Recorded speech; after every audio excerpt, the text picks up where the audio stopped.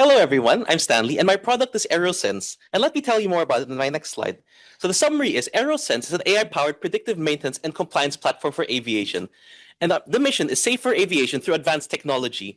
And why am I even building a product like this? And the reason is aircraft maintenance is inefficient, contributing to preventable accidents. And the ask to make this a reality will be $3 million, and I'll explain why in a little bit. Okay, so let's start with a little bit of data. So this year in 2025, 47% of Americans are saying that they're losing confidence in air travel safety, and that 20% of maintenance is unplanned, costing airlines $20 billion a year. And this market, the MRO, which is the maintenance, repair, and overhaul operations, are worth $90 billion and growing yearly. And in 2024, there were 1,200 incidents, 180 of which are fatal, and we want to drop that number somehow. And the sad thing is, aircraft have so much data collected all the time, but we only analyze it after an accident. That's a problem. I want to analyze it before anything happens. And also, current processes are very manual, very siloed, and often forgeable. So like, for example, this document here, you'd think it's from the 1980s or something. Nope. It's from British Airways 2018. And over the years, there have been a lot of forged documents causing issues. Like, for example, NASA lost the space mission in 2011 because someone forged the metal certificates of their screws. And here's a quote from Michael Graybill, NASA's chief safety officer. And he says, "Information is stored but not turned into knowledge. That is a very 1984 way of handling information. And we do not want to be stuck in 1984 for this." So the solution is AeroSense, an AI-powered predictive maintenance and compliance platform, which is a SaaS-based AI/ML analytics platform with a blockchain backend to ensure authenticity of the various documents. And it's fed from data from various legacy airline systems, as well as ERP systems, and an IoT device in aircraft, which reads real-time telemetry and feeds it to our cloud. And the end result are easy executive dashboards and alerts. But rather than talking about it, let me show rather than tell. Let's run the demo. Okay, so this provides you a way of managing your fleet very easily. So at a glance, you can see all of your aircraft. So let's double-click one of them. Let's look at this A350 from Emirates. And we'll know immediately, our system detected something unusual. There's an issue with the hydraulic system, and it generated a report based on the data it had. If we use purely generative AI, that would be very unreliable. Generative AI can hallucinate. So this will be a mixture of classic AI techniques and generative AI. So for example, it can say engine temperatures above normal thresholds, and it'll raise an alert where the generative AI is more of an orchestrator and integrator rather than the one analyzing. We have symbolic systems as well as statistical systems in the background to provide accurate information, and control is always with a human. We suggest, we recommend, and propose actions, but it's always a human who signs off. And with aircraft maintenance, the human does the work. An AI will not be able to change an engine. And also, here in the background, we have documents like the airworthiness certificate secured on the blockchain to make sure this cannot be forged, because that has been a very significant issue over the years. Let's have a look at it here. And also, we have analytics of the overall fleet. So let's have a look at this. For this dashboard, we can see the fleet age, maintenance costs, incidents, and more of that which allows you to make better, more informed decisions. So let's get back to the presentation. So for this thing, the total addressable market is $91 billion for the MRO industry. And for the SAM, we expect we can install this in about 35,000 commercial aircraft, which is $1 billion. But we don't expect to get the whole market immediately. We expect maybe 25% of the market, which is a sum of $255 million. And for our target customers, we have three different archetypes. We have the airlines, MRO companies, and prime aerospace contractors.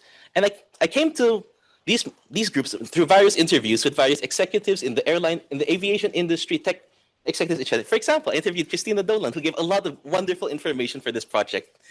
Okay, so for airlines, what airlines want is they want measurable ROI, and they want to be AI forward with minimal risk. It's like, give me a plug-and-play solution that makes my life easier. So AeroSense is that for them. For MRO companies, they have problems with very thin margins. In the airline industry, margins are only 2.7%. That is very thin. Anything that makes it more expensive is problematic. And with AeroSense, based on our pricing model, which I'll discuss in greater detail in the next slide, costs about 2% of the aircraft maintenance cost, but could save up to 20% on unplanned maintenance, which is a 10-to-1 ratio, which is very attractive for them. And it enables compliance by default. Like, as long as you're using it, it follows compliance standards. And for prime contractors, it provides supplier visibility across its deep supply chain. Like, for example, in my interview with the NASA executive, Michael Graybill, he said for certain spacecraft, supply chains are up to 6 levels deep. You might ask Boeing to build something, but when you go all the way down, the screws were made in a little workshop in the middle of nowhere, and that has happened. Okay, and for the prototype feedback, when I shared it with the various stakeholders, they liked its intuitive design and its relevant insights at a glance. And what they requested is an offline mode for uninterrupted access during outages. For example, with AWS and Cloudflare issues, like if that happened, that would have taken down the system, which is not acceptable. And also, some users requested a single tenant deployment, given that this data is quite sensitive and very precious to airlines. They don't want to leak it anywhere. So if we can enable a system where it's a private cloud, where it's encrypted and only just for them, that would encourage them to use it. And deeper analysis of year-on-year tracking. And for the pricing plans, what we begin with is a free tier where an airline can enable one aircraft to use this thing for free for 6 months to give it a try. The reason why we have such a long period is that to build trust in the aviation industry, it'll take a long time. You can't just say, give it a try, it's fine. No, it has to be, they have to test it. They need word of mouth, and they want to be sure it works before investing fully. And for small airlines, each aircraft will cost $2,200 per month, and the price will scale for larger fleet sizes. So if you install on a lot of aircraft, the price drops, and we give you special extra customization for your AI models, and we offer additional modules, like for example, the deeper blockchain provenance consulting, etc. And what we're offering them is essentially better safety and better cost and fewer delays through high technology. And for our cost structure, the most important part is our specialized knowledge in engineering, aerospace, etc. It's not rocket science, but it's very close to it. So that's an important part. Regulatory is important given how regulated aviation is, and their cloud infrastructure will be quite significant. So for our financials, for our first year, we'll be building the application, which means we'll actually be bleeding cash for the first year, and we'll probably be profitable in the second year on month 18 once you collect a few number of inaugural customers. So that involves at least one major airline, 3 medium-sized ones, and several smaller ones. And then it'll ramp significantly on the third year as our reputation grows. And for the ask, I'm requesting for $3 million in the seed round, where $1.4 million, which is the biggest chunk of it, will go to engineering and product design, and development, I mean. Next is regulatory and legal, followed by go-to-market, operations and infrastructure, and working capital. And compared to our competitors, this is what it looks like. On the upper left is manual in-house processes, often on paper, which is surprising how much paper is used in aviation right now. They're very complex, but they're very traditional. Next, more to the right, we have ERP systems like Trax, SAP, etc. They're very powerful, but they're not very intuitive. Like to extract insights from SAP is often very tedious, and they also don't have real-time telemetry data pulled from the aircraft. On the right, you'd have higher tech options like Honeywell Go Direct Trade, which secures secures transactions with blockchain, and Cerium, which provides analytics on historical data but does not have real-time data from an IoT device. And there's us on the very right.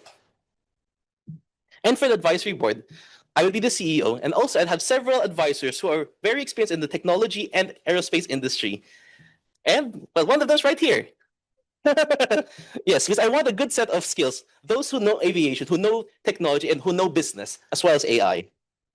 And for ethical considerations, I feel ethics is a core proposition of AeroSense because it allows for more transparency, better safety, and also protecting humans from losing their job. Because the AI is here to support and improve quality of work rather than just replace people at the cost of quality. Also, from an environmental standpoint, by improving the quality of maintenance, we can reduce fuel waste and also extend component lifespan and reduce emissions by optimizing ground operations. And we get to remove a lot of unnecessary paperwork. And that's all. Thank you very much. Great job. Congrats. Very interesting problem. One quick question. Are you sure you are going to be able to access real-time data from the planes? Yes. Yeah. So this one, I reviewed this in depth. So in an airplane, they have a specific connector called an iRink 429 that feeds into a black box. So my plan is to have a separate IoT device which uses the same interface. We just use a cable splitter and get a copy of it. And I've checked exactly. They're able to do that. That's what we need for the regulation. That's why our legal fees are quite expensive.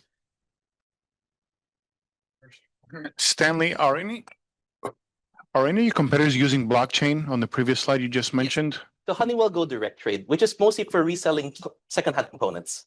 So all your competition is using blockchain? What, John? The entire competitive landscape is using blockchain? No. Only Honeywell Go Direct Trade. Okay. This one. Okay.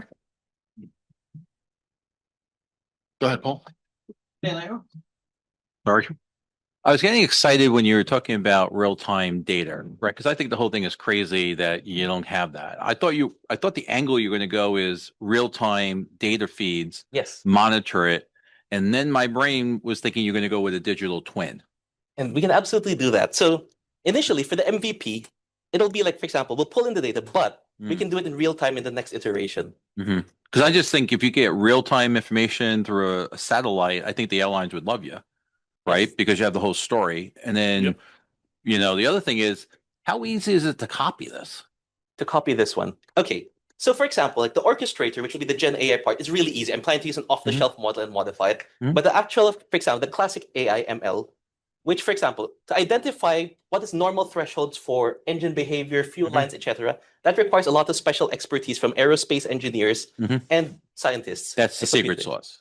Yes, that's the secret sauce. Yeah, So that thing is not easy. You can't get off the shelf. You can't just ask Claude to make it on the spot. But with like a GE or Honeywell, they would have those people. And that is why, for our strategy, we plan to partner with a major MRO or manufacturer so we can have access to that information. So essentially, yes, they can do it. That's why we're going to work with them immediately. Yeah. Okay. Got it. Good job.